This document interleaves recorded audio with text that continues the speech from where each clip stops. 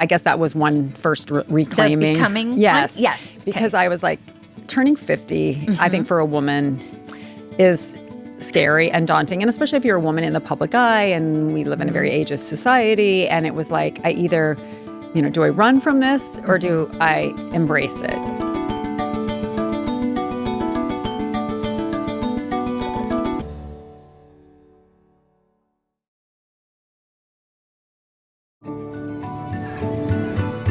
Cindy, welcome to Reclaiming. Thank you so much for being here. You're welcome. Thank you for having me. Yeah, it's I was thinking about that you are my first guest that I know coming into the studio, you play Mahjong.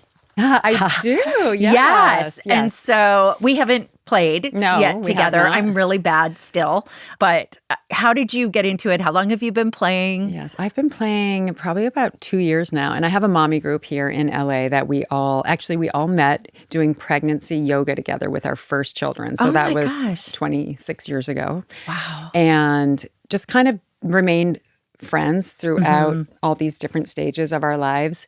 And now we're all empty nesters, basically. So we started playing Mahjong, and one of my friends, Heidi, she has a little Mahjong company, like where it's travel Mahjong. It's called Maj to Go. Oh, I know. I not only know I love Maj to Go. Okay. They were just at a, I'm not going to remember the name of the organization. Oh, and she does like events. Yeah, yes. so it was a charity event that they were at. And I'm obsessed actually with the Rummy to Go, the Rummy Cube to Go. So I keep it in the car. So when I have my niece and nephew in a restaurant. Perfect. In between ordering and the food coming. So she taught us all basically. Yeah. And we started playing. And then I've been spending a lot of time in Miami, and I found a group there. And I actually went to play. My mother-in-law has been playing since she was, a girl. And I went to watch her and her friends play. They are so next level. It's funny because I played on election night, so with my friends, and which reminded me of this thing that I had seen this great quote. Julia Roberts apparently plays too. I heard that she plays, yeah. Yeah, and she had this great quote from Colbert where she said she likes it because it brings order out of chaos. And I just thought that was so interesting. Yeah, and the thing I like about it is you really do use your brain. It's not like a social thing. No, I mean, there's a little bit of social while to you're it. mixing the tiles. But when you're playing, I can't talk and play. Yeah. I'm focused. Yes. And I think for me, what I love about it is because it engages your brain so much, it's a little for me like going to the movies in a movie theater where just the rest of life sort of gets pushed away and I'm focused. Yeah. And think about it. Like in modern life, there's very few things where we're not multitasking, right? I think we first met at that beautiful dinner Kate Beckinsale had. Was that? Yes. I don't know why, but I was really intimidated to meet you. And you're so lovely. I think sometimes I do this weird, I don't even know how I come up with it, but it's like weird math in my head around, is someone going to like me or not like me? And so I wasn't sure if you would like me. What's the math on that? I have no idea. What do you I add don't know. I have no idea. It's probably, I should probably talk to my therapist about it. But you're just so lovely. And I really loved connecting with you that night. Yeah. And it was a nice dinner because also it was all women. Yeah. But I was so surprised that we hadn't met because you did work for Revlon, right?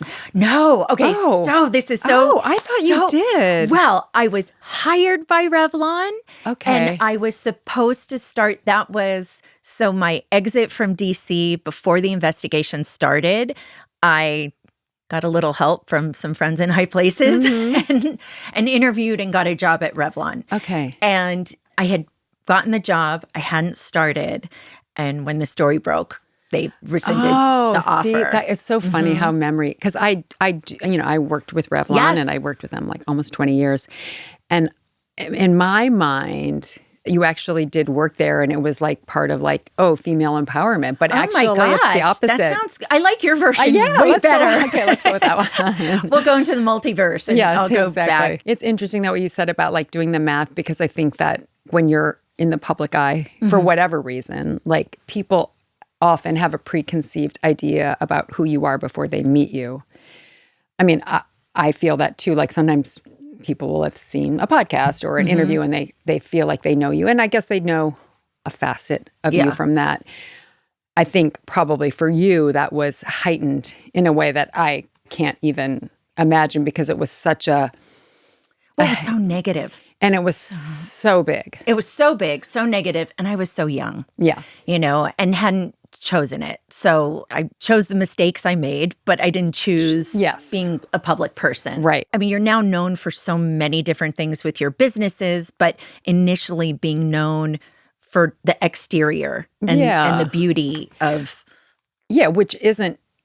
It's not bad. It's not like a negative connotation, right? But I definitely think a lot of models, especially maybe then, because there really wasn't a platform for us to say who we are. I mean, now young models get an opportunity to show who they are on their social media. Yeah. There's a lot more, interviews and things like that. But then really models were just what you saw on a magazine cover. And I think that there's a lot of... just assumption that, you were, dumb. Right. Meanwhile, right, you got a scholarship for chemical engineering, yes, right? Yes. To Northwestern. Yes. So, excellent school. And I think that, first of all, like as a young woman, I didn't even understand that modeling was a real job. Like that I grew up in a small town outside of Chicago. I loved school. I was very good at school. I wanted to be... I think like first woman president or, which by the way, it's still available. It's still possible. Believe it or not. Sadly, right? Yeah, exactly. Gosh. Or a doctor or a teacher. Like I definitely had aspirations for myself, but they were more around like, being a nuclear physicist or something like that. I just thought was like a big job. And then the modeling thing just kind of happened. It wasn't something I really pursued. Once the first door opened, I definitely stepped down that path. But I already had, I guess because I already had the validation from, I was a straight A student. I'd been valedictorian. I had gone to college, even though it was very brief and I dropped out. But when people treated me like I was dumb, I was able to know that was more about them than it was about me.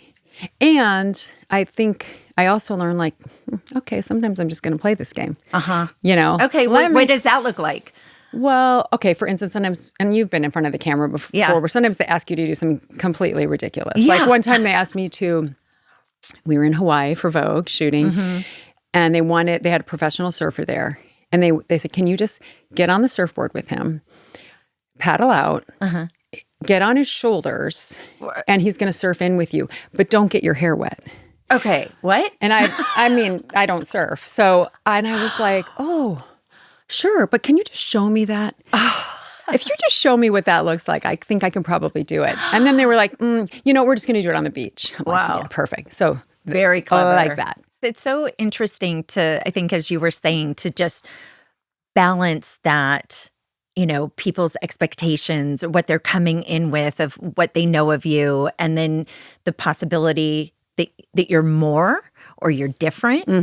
Or today you're different. I think it does kind of force you to reflect back on yourself and who you are, other than letting the world tell you who you are. And I mean, I know that you know exactly what I'm talking about, because it's like, even if, in my case, even if it's good, like even if it was like, oh, she's a beautiful woman, whatever, but it's like, yeah, but today I'm feeling insecure, or today I'm having a hard day, or today I'm feeling like a bad mother, whatever, we all have those bad days too. Yeah.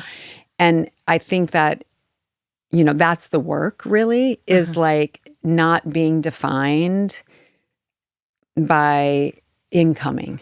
Right. Did you feel at any point where you almost, because you were, I don't know if it's the right way to say it, but known for your beauty, right? That people wouldn't allow you to not have a day where you didn't feel great about how you looked, or that it was, does that make sense? Yeah. Oh, there's definitely the extra. Yeah. I mean, even like I'll say like, okay, we got to do full Cindy Crawford today. Do you know what I mean? Like whatever that thing is, like the hair, the makeup, high heels, or I kind of understand that Cindy Crawford is a thing. It's a product.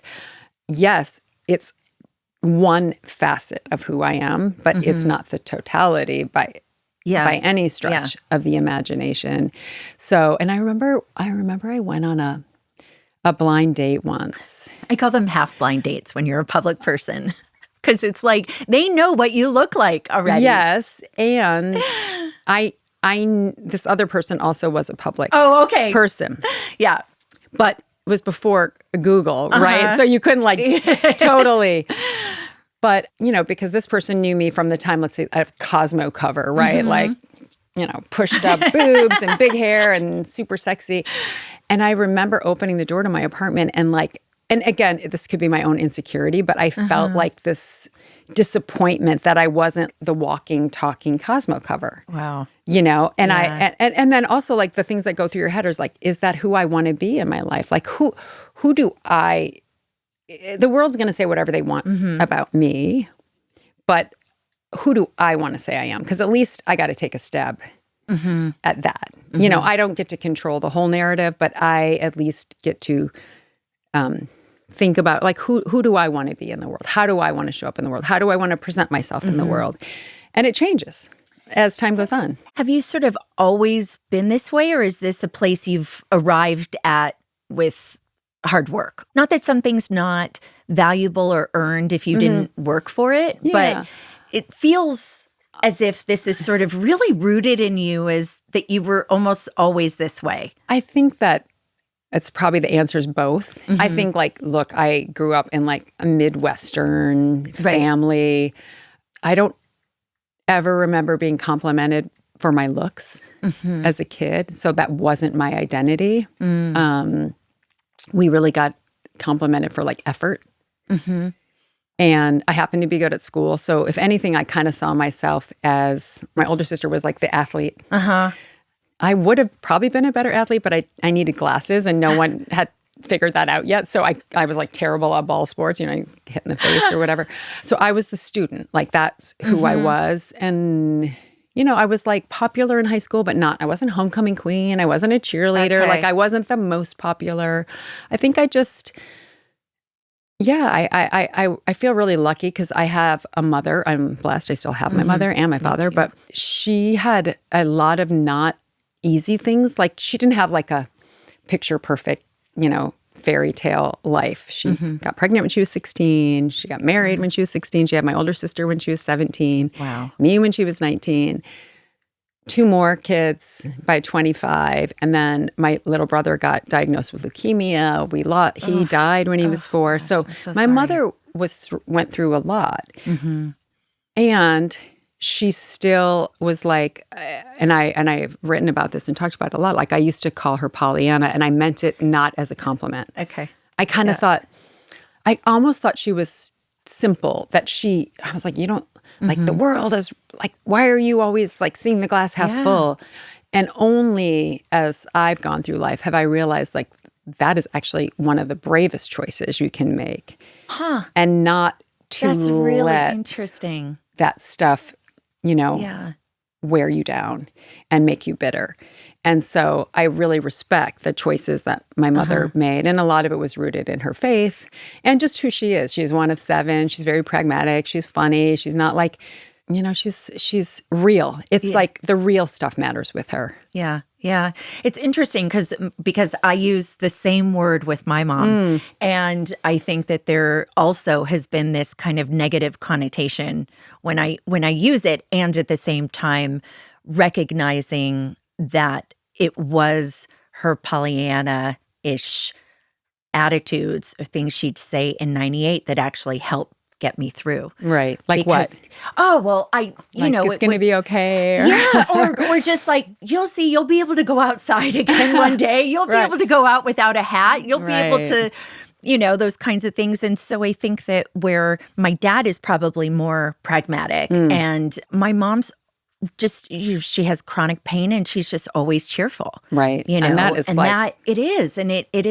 it is a blessing. It's such an interesting It's such an interesting thing. Yeah, and I don't know where she got that from. Her own mother wasn't really that way. And there's been times, where I think especially as I was becoming, I was a young woman, like I was like, just like kind of like you're like, wake up, like what this really is a bad person or whatever. But I realized the grace in it, not just for other people, but for herself. It's like made her life so much better that she chooses the outlook that she chooses. Right. Because I think you're 100% right that you could very easily, and I have, I think, made this mistake, kind of misinterpret that Pollyanna-ish for ignorance is bliss. Yes. And it's not that. No. You know, there is a very strong distinction there. And there really is a value to that, I think, to others around you. And maybe, I wonder, I mean, not to sort of gender stereotype, but I wonder if there's something about, you know, the maternal, the nurturing, the watering that they do of children that sort of... Yeah, my mother's is interesting, though, because it is mixed with a pragmatism. Okay. Even though she would, like, see the glass half full, she wasn't, like, overly complimentary. You know what I mean? She wasn't, like, overly sweet, like saccharine at all. Right. Oh, that's really interesting. I want to meet your mom. Yeah, no, my mom's amazing. Yeah, she's great. Does she come to LA ever? Or? She does. Okay. I see her mostly she lives in Florida, so I see her when I'm down there, and you know, she doesn't travel as much as but she's great. She's hilarious. I feel very privileged to kind of be a grown-up and still have my parents. I know. I mean, there's people talk about this, you know, you get to a point in your life where you realize that your parents are great and cool and you're not embarrassed of them anymore, and that and you really start to appreciate you know, their qualities, and I feel that way with my parents, and you know, I had a stepdad, I have a stepmom, so they're people who just deeply love you and you know, bring a lot to your world in that way. And even learning, like, to see them as flawed human beings, which we all are. I think that's also like another growth step for us is like, oh yeah, they were just doing the best. Because like you know, sometimes you screw up but you were doing the best you can. And then you're like, oh yeah, they were just doing the best they could do. I think my version of that, I agreed. And my version of that was realizing my parents had been kids and sort of understanding them through the lens of what their childhood experiences were.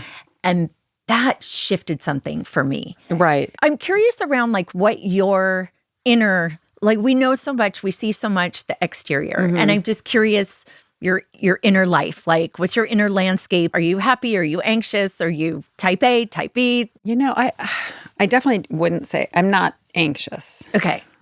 I'm probably better at saying what I'm not. Okay. I make decisions and I move on. Wow. Is that something you had to learn how to do? No, but I've realized that not everyone does that. Like, no. and I just read or heard on a podcast recently about how people who do that tend to be less anxious because they're not like second guessing constantly. So I'm definitely like, and people that work with me and for me, they'll, you know, if they show me something, do you like this or this? I'm like, that.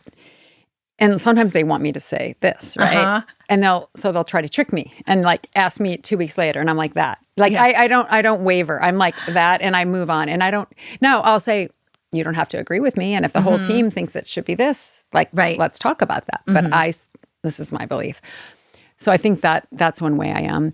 I mean, it's not that I don't ever feel anxious, but I normally understand why I'm feeling it. So to me, that kind of generalized anxiety that doesn't have a cause, it's like that I don't experience. Like if I'm feeling that way, I know, oh, it's because I'm worried about it's specific to something. So to me, that's information. Okay. Like interesting. I don't judge it as like bad. It's like, oh, it's telling me I need to think more about this, or sometimes just give it up to the universe, right? Because I have no control over a lot of things, especially as a mother. You realize like, oh, I don't have control over anything anymore. This is terrible. I'm very organized. I'm a very linear thinker. Unlike my husband, who's a very like, our brains could not be more different. I would love to do one of those like brain scans of our brains because I just had Miley Cyrus on last week, and so she did this spec brain scan with Dr. Amen at the Amen Clinic, which I've always wanted to do one too. So. Yeah, and I've seen those. I've just never done it, and my husband will get frustrated sometimes, and I'm like, look, I was to calculus. I know my thinking is chemical linear, engineering, right? Like because he'll be like A to Q and then like B and G. And then he's frustrated that we didn't keep up with him. And I'm like, fill in the blank a little bit. I'm sure I'll get there. So he's a way more creative. He's a businessman, but the way he approaches it is like a creative. Right. Whereas even though like my world is probably, it's in the creative world, I think I approach it more from like an analytic perspective. So my inner landscape, I mean, I love to read. I definitely love time. Like my one part of my day that's really important, and I really noticed this when I had kids, is I need that time in the morning just to set myself up for success. Okay. So I would get up 20 minutes before my kids got up so that I had that, because that was really important. Like I didn't want to wake up to, Mommy, I need, this. I needed like, okay, take care of myself for 15 minutes first. Then I could be my best, well, not every minute of the day, but I had a better chance of being my best self in the day. So, and I still do that. I get up, have my little ritual, go down. We live in Malibu. I'll go take a jacuzzi. I'm outside. I'm in nature. My feet are in the grass. I have like this connection to nature, to source. All of that helps ground me, and then I'm able to like tackle. By the time I come in from that, I'm like, okay, I can do whatever. And then sometimes my husband's just walking down. And I'm like, we got to try this. And it's like, whoa, can I have my coffee first? But I've already done the prep work for myself. Are you able to not look at your phone right when you get up? That is a new habit that I have implemented in the last couple of years, which is, and again, I probably heard it on a podcast, but it was like, think about it. What is the first input you want? So I listen to a Bible podcast or whatever every morning. They read the Bible verse and then someone does a summary of it. That's my first input while I'm doing my dry brushing and I'm putting body oil on. Like I don't look at my messages or emails until I've taken that time for myself. So I have like 20 minutes, I'm which so impressed. By the way, 20 minutes is hard because sometimes to get to my app, the Bible app, I have to turn my phone on. Right. And I'll see that there's messages. Like I'm controlling the first input. Because what if someone has sent you really like a stressful text or email and that's the first thing you wake up to, and now you're in like response mode or like adrenaline gets going because someone said the wrong word and a text that you took the wrong, I just don't want that. I want to control my input for as long as I can. Yeah. Has faith always been a big part of your life? I grew up going to Sunday school and everything, but certainly when my brother got sick and then after he died, having a church community that really showed up for our family, and then watching how having such a strong faith really helped my mother deal with losing a child. So that was always there. And then, you're a teenager, like, stop going to church. Like, as soon as I moved to New York, I was like, no one's making me go. Okay, I'm not going. But that's interesting because then you chose it. But I still had the foundation of that. And then I just think over the years, I have reconnected in ways like, I think, like for instance, like when I had my first child, it's like, I remember calling my mom and saying, how did you live? How did you survive? You can't imagine. You don't want to imagine losing a child, but you can't even imagine what that would be like until you have your own child. And then you're like, oh my God, like what would happen to me if something happened to this little baby? And so I guess it was always been there, but at different times in my life, it's been more in the shadows or more in the forefront. Right. Yeah. I mean, so as you're saying, so near impossible, not something you want to imagine losing a child. With him having been so young, do you feel like you're able to still have memories of him? Yes. Is it like you just feel him in your heart? Or I think it's weird because I don't know if they're real memories or they're memories of stories. Do you know what I mean? 100%. Or sometimes memories of the story that comes from the photo. Exactly. Right? I mean, I have one pretty clear memory of there was a song that I think we were learning like for our Christmas show at school. It was called like I Have Lost My Underwear. It was about like long underwear. Wait. Yeah, I have lost my underwear. Right, I don't care. Bye, long DVDs. johns. Yeah. We call them long johns. Right. Okay. We don't need them here at camp anyway. They were damp. Bye. You have the DVDs. camp ones. Okay. Yeah. So, and we put long johns on my brother, like, and they came up to his shoulders, and they were like, probably my dad's or whatever, and he was running around in them. That's like one very clear memory I have. But I think like with what I feel or I've been able like to understand is like Jeff's energy for me, it just feels like it's like an energy. And in some ways I feel like it almost was like rocket fuel for me in my life to tap into. Like, yeah, I don't know. That's how I picture it. It's weird because I was only 10, so I was pretty young in it, and I've talked a lot about how loss and grief is not something our society really does well or talks about. No, nor shame. Yeah, that is, yeah. And so I remember going back to school and people didn't know what to say with me. Like no one even said anything because like they didn't know what to say, right? Like we're not taught like, hey, when someone passes, what is the right thing to say? You know, I know what I say now, which is I have no idea what you're going through. Because even like I know my husband lost his father and other people would be like, oh, I know what you're going through. I lost my dad too. But it's like, but I don't know what your relationship was. Right. Or you didn't know that person. So I would never assume that I know what someone else is going through. So I kind of say that. And then I say, if there's anything I can do, let me know. And just leave it open. But not saying anything, for me anyway, was the worst. Yeah. Like not, because it would be like, wow, like this big catastrophic thing happened in my life and no one's, like even the teacher. Really? I don't think said anything. I was like, I just came back to school.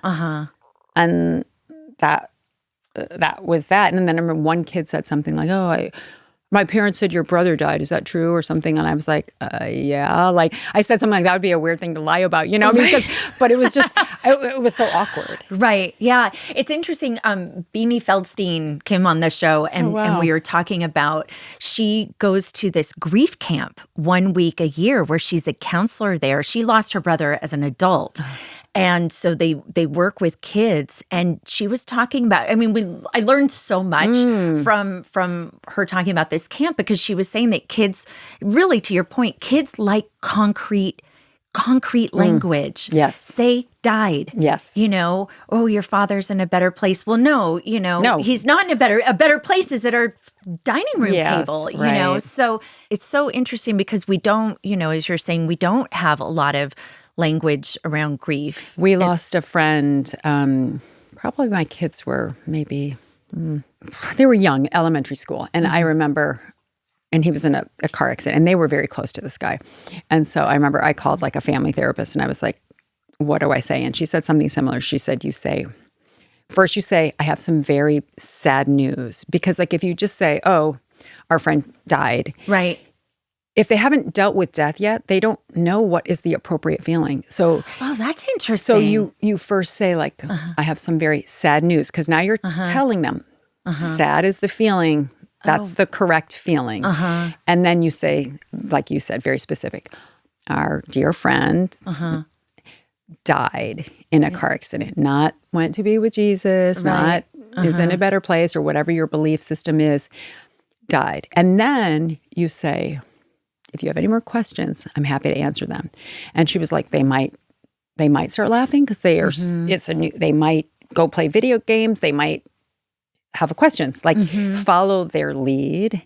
And I think that's actually, that advice helped me in other things as well. Like even when you have to have the sex talk with your kids or whatever, open the door in like a very clear way, and then let them lead by asking questions. Keep it that's really short. Interesting. Yeah, but I thought the part that was really helpful is by telling the appropriate feeling.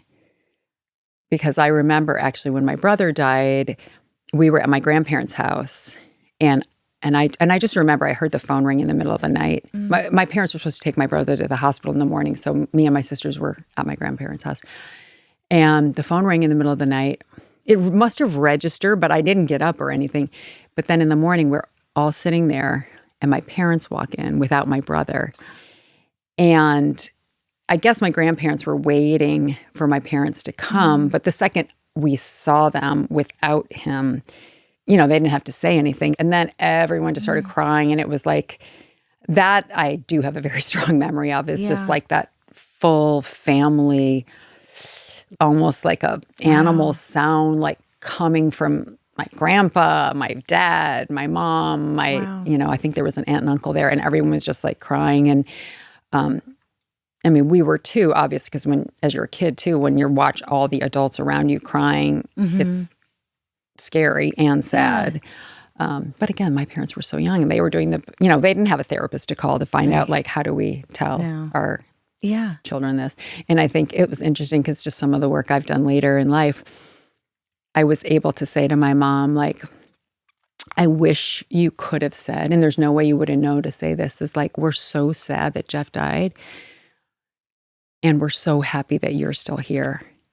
Wow. Because I think feel that. My sisters and we would always have these dreams that it should have been one of the girls who died.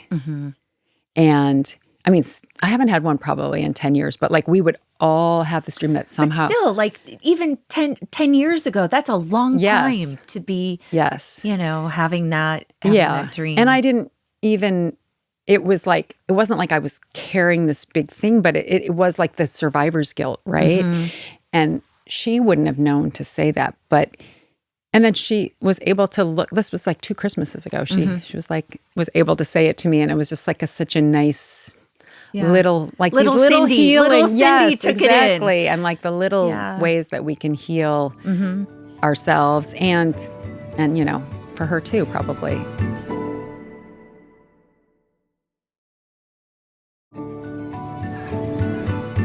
There are areas that I want to get into and talk about too, because I think that one was really, I like to have a very elastic definition of reclaiming on the show. And you and 3 of the other supermodels participated, were executive producers even on the Supermodels docuseries. Yes. And I think that what was interesting is coming across the quote where I think you were saying, like, you wanted to own your own story. You wanted to take your story back and be sure. I mean, can you talk to me about how you guys got to that decision and how that all happened? Yes. And that was definitely a labor of love and sometimes other emotions, let's say. But I started in like 2014. I started thinking, like, when enough time had passed and all of a sudden we were references again for like the young models, right? So I just felt like someone was going to do a version of this story. And I kept saying, you guys, let's let it be us. At least have the first crack at it. Yeah. And just for different reasons, we didn't know Linda was going through breast cancer and different things at the time. So she was like, I want to do it, but not yet. And I was like, oh, okay.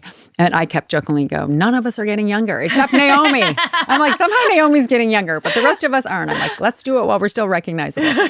And then we decided to do it. And then COVID happened, and like half of it was done like over Zoom and everything. Yeah.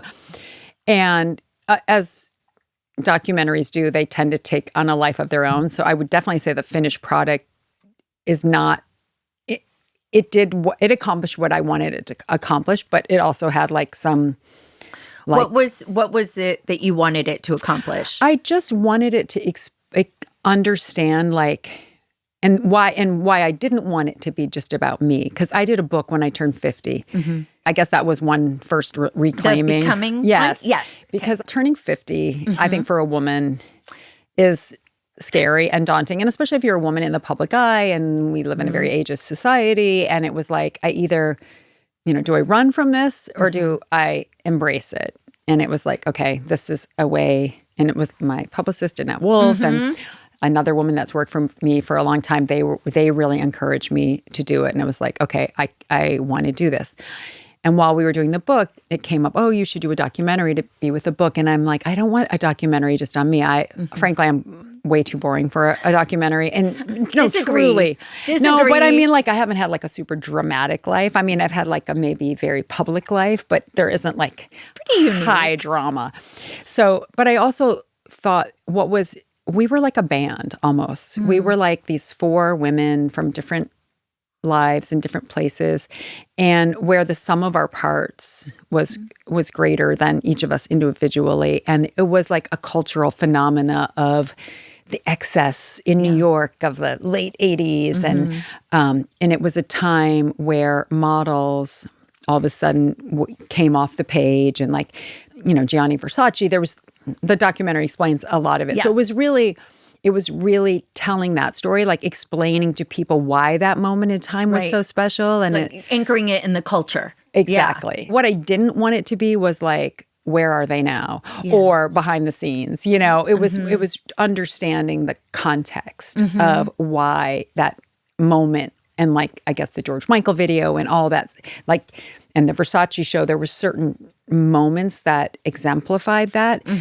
But it was like putting in the context of what was happening before that, and then what happened afterwards. Like I was saying earlier in this interview, that I didn't grow up even knowing models really, or knowing that was a real career. But if you think about like now, not only, there was America's Next Top Model, made it like every young girl knew about modeling, then became Instagram, and every girl is a model. Right. In their own life. Yeah. They all know their great angles. They all, Right. So it was a very different world then. And I thought that's what was interesting to me about it. And so that's how that kind of came about. But it definitely took a long time to wrangle everybody, and then COVID. But I'm glad we did it, because, and again, probably maybe someone else will do it.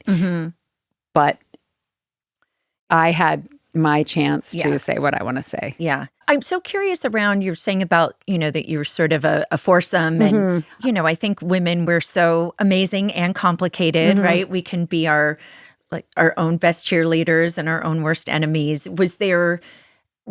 Did you each feel like you had your own space in this world, or was there competition, or was it healthy competition? Yeah. And I think the way that I see it as a band is more like, before us, there was like this group of blondes. It was like Kim Alexis, Kelly Emberg, and they were all kind of like glamazon blondes. They all looked very similar. And then there was us, and we all looked different, but we somehow looked good together.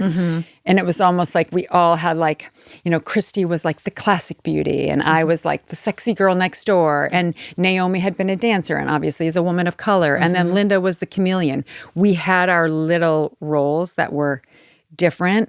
It's of the friendships, of course, we were all friends and friendly, and we did shows together. For sure, Christy, Linda, and Naomi were called like the Trinity. Okay. And then I had my head in a book somewhere, like I was there, but like I was in bed early and reading a book. I wouldn't say there was jealousy. Well, I guess I don't know the technical definition. There were times where I'd be like, oh, I wish I would have done that shoot that Christy did. She looks so amazing. But it wasn't like, I wish she didn't do it. Right. So I think one's envy and one's jealous. Is there one that's, I know. I always get them confused. And I'm really good with mnemonics, but I haven't come up with a good one for that. Okay. So I definitely... I think envy, I think that's envy. I think envy is the one where you wish you would have. Right. You don't wish the other person didn't have it. You just wish you also had it. And I think jealousy has the negative. Right. Okay. Right. So I guess like jealous ex-girlfriend, right? Or jealous. So I guess there was envy, but not really jealousy. Right. But it was more like, wow, that's so good. I wish I could have done that shoot, and then you have this whole other world and life as an entrepreneur too. And I know Bill Guthrie and Victoria Jackson really well. So I know that you had this product line with them. And one of the big questions I had was, you had this contract with Revlon, right? And you're 35. Correct me if I get the history wrong, right? So you're 35 and they don't renew it, or you chose not to renew it. I chose not to renew it. Okay. And did you choose not to renew it because you knew you wanted to do your own line? Okay. Yes. I'd been with Revlon, I think at that point, 17 years. Yeah. And I knew it was time to do my own thing. I didn't know what exactly. So, and there were some other minor reasons, but it was really more like, it was just time. Sometimes you just know it's time. Yeah, it's sure. like, it was great. And now it's time. And I thought, if I'm ever going to do my own thing, this is the time. And of course, everyone wanted me to do cosmetics. And I was like, but I'm not a makeup artist. My job is to take care of my skin. So I partnered with a doctor in Paris, Dr. Sabah, and we decided to do skincare, but we didn't know who we were going to do it with. Like, I really shopped it around high end, low end, but I had met Bill's partner, Greg Ranker, and he kept wanting me to do, what's the acne one? Oh, Proactive. Proactive. And I'm like, Greg, I don't have acne. I mean, I'm like, I would take your money, but I would really, I wouldn't feel good like promoting an anti-acne. You're very authentic. So and by the way, like you only have to screw that up once and then it's really hard to gain back, right? Yeah. So it just didn't feel right. But then when I wanted to do my own skincare line, I talked to Bill and Greg, and even though it was a much riskier thing, they gave me more control and full partnership. And I also just felt like we had a very compelling story, and a 30-minute infomercial, which is what we did then. Now it's like we're digital, TikTok like everybody else. Whatever, we haven't quite tackled the TikTok yet. I'm like, I have to learn TikTok now? It scares me. Like that's just one more thing on my phone that I'm afraid. Like I'd rather play Mahjong than be on my Maj app. So I partnered with them because of all these reasons, but mostly because we had 30 minutes to tell a real story. Because otherwise, how do you compete with like the big boys? The big brands that are spending millions and millions. I mean, we know how much they spend. I mean, I did because I was one of the beneficiaries of it.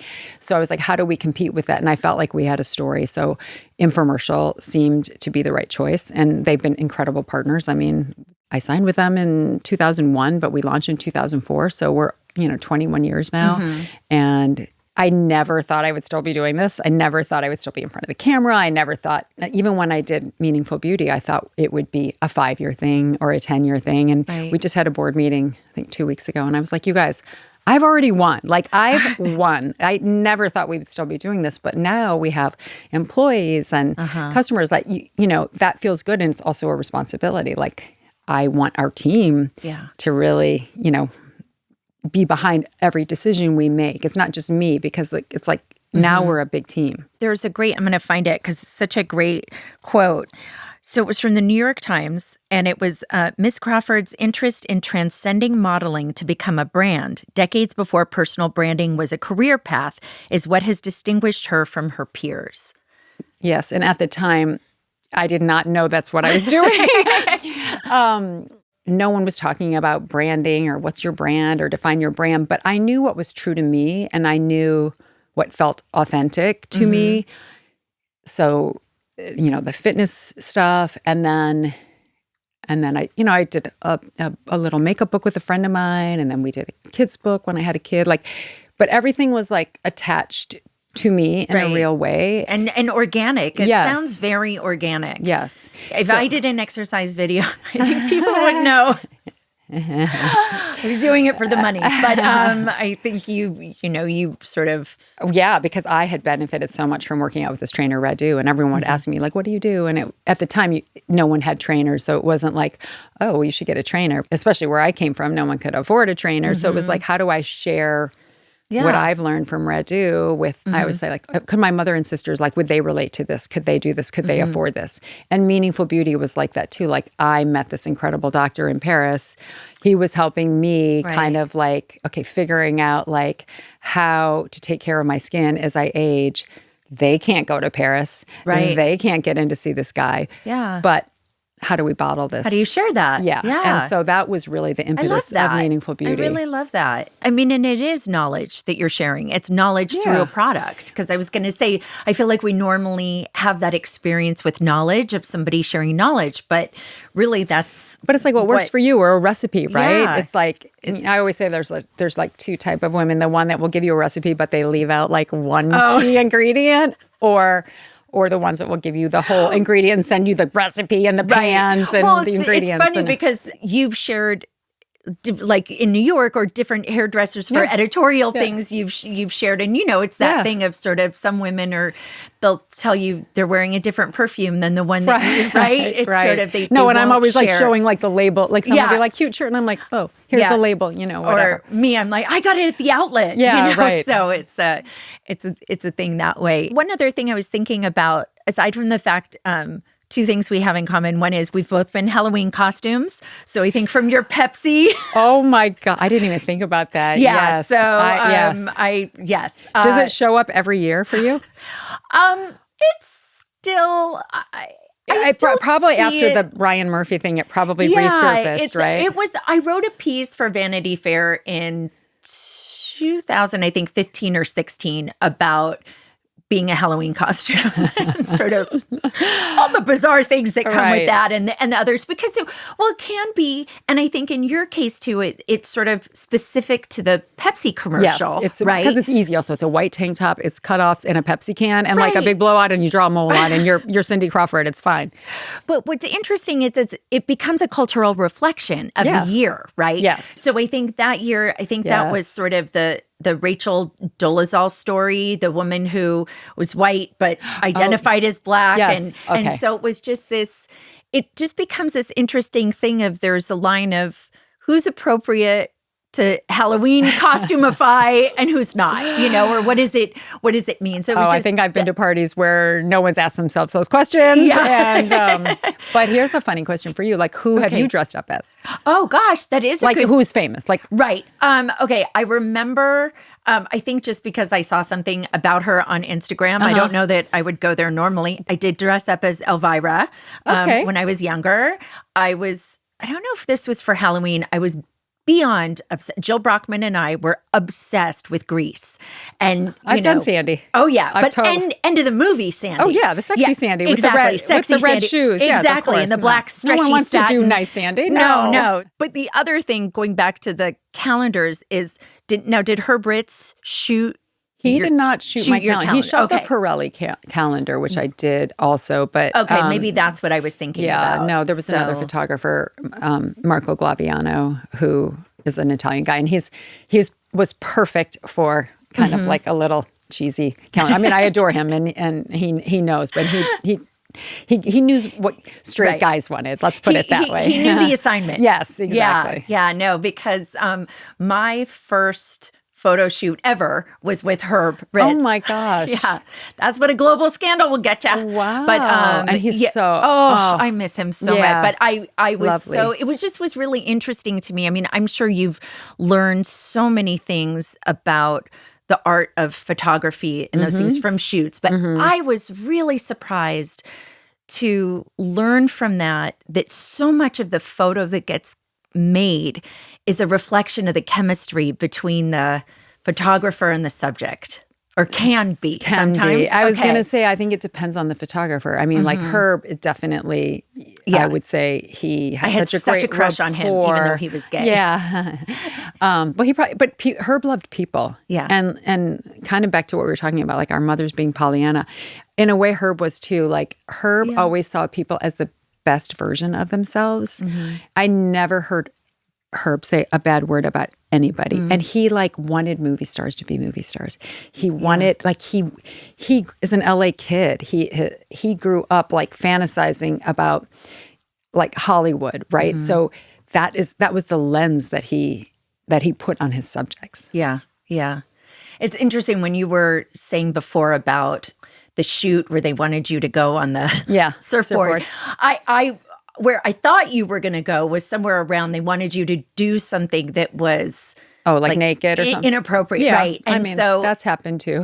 Yeah, but I made no one had bad intentions on the shoot, but I made a really bad mistake, I think, in the Herb shoot of, it was the end of the day and we went down to the beach and someone was like, oh, we have this big American flag and there I was, it's... now, I'm going to Google this as soon as I go home, right? Well, thank God. It was a Herb Ritz photo, so it looked nice. Yeah, exactly. And it was a very strange shoot because I wasn't able to say anything publicly. So this is the middle of 1998. It's April 1998. I was the most exciting thing about that day for me, aside from someone making me look attractive and feeling attractive, was I got to be outside. Like I couldn't be outside for such a long time. And so it was just this opportunity came, and I think my lawyers sort of saw, I mean, I was just the butt of so many jokes and people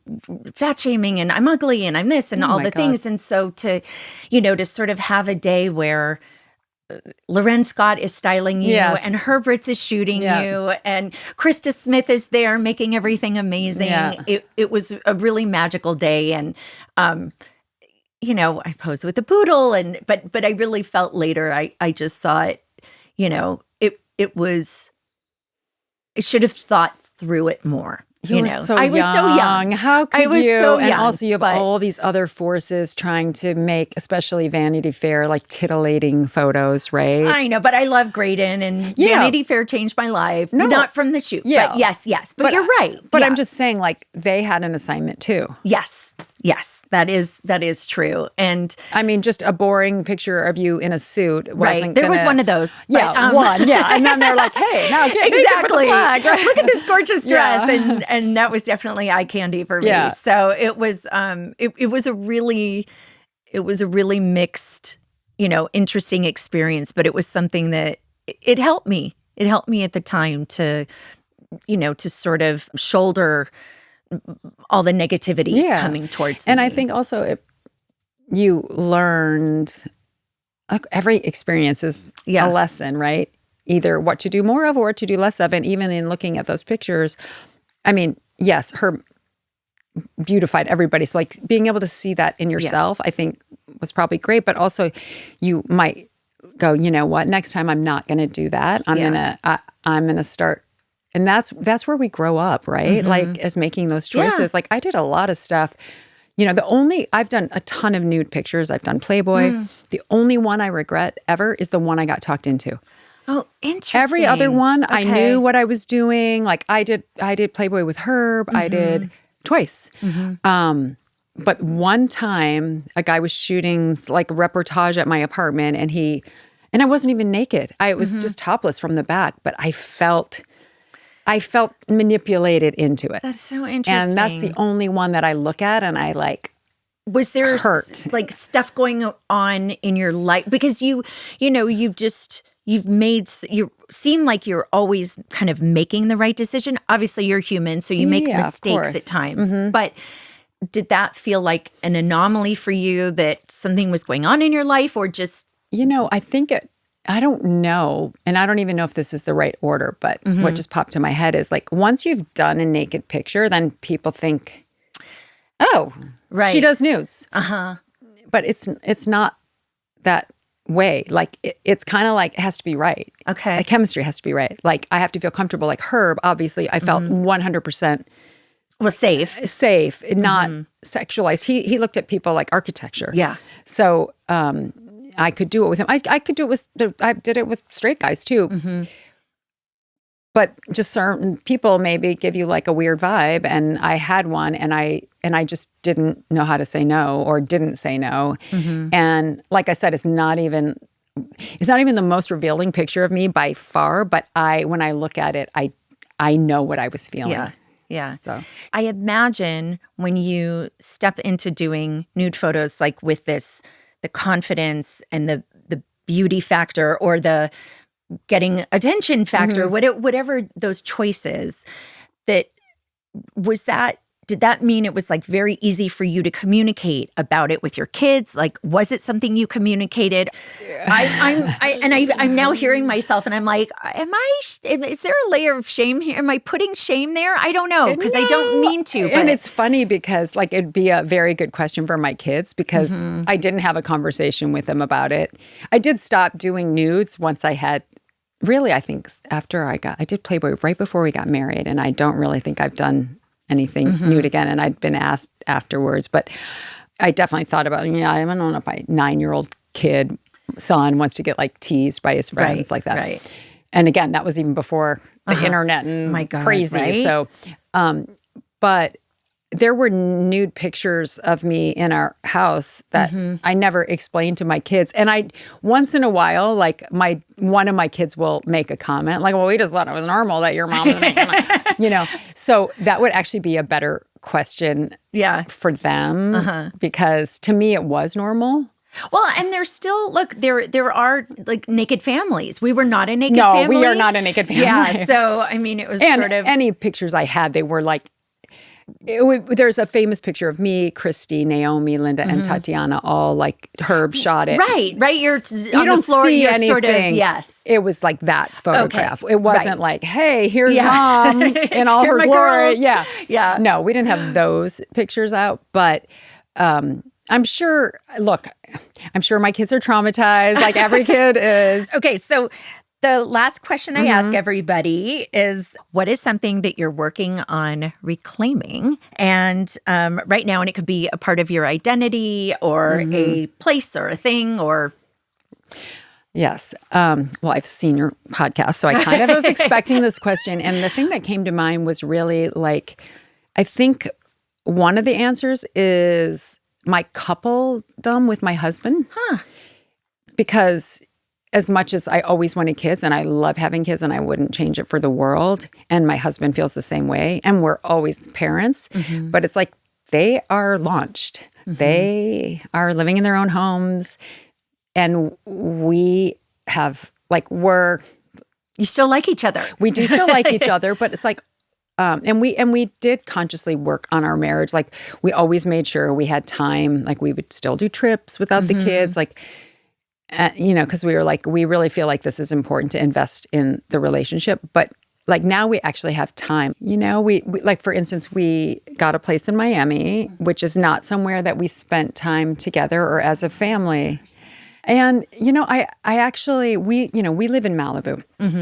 And our house is very far out. And especially since the fires, getting anywhere is just like a chore. Yeah. Because traffic is you're going around or you're trying to get down PCH. And also sort of, I imagine, depressed. Like I went on PCH for the first time this last weekend and my heart was so broken. Yes. And so I would imagine that there's the stress of all the traffic and the longer, but also who wants to be reminded of have your trauma poked every day, you know? So the thing that I'm liking about Miami is we're just more social there. Okay. Because everything's close. Like we consciously, and you know, Malibu can be like a small town, right? And we consciously moved out there and let our kids, we wanted them to in public school and we wanted like this smaller community. And that was great. But now that we don't have small kids and like I'm not working every day and he's not going into the office every day, sometimes at the end of the day, we're like, you know, what are we going to do? Whereas in Miami, we have a ton of friends. They're kind of at the same stage in life that we are. Nice. So we're finding like a different rhythm of life now that's just different. And we have time for it and we're really enjoying that. So I think that is kind of like reclaiming coupledom. Yeah. Yeah. That's so good. It's fun. Thank you so much for your time. This was so lovely. It was great.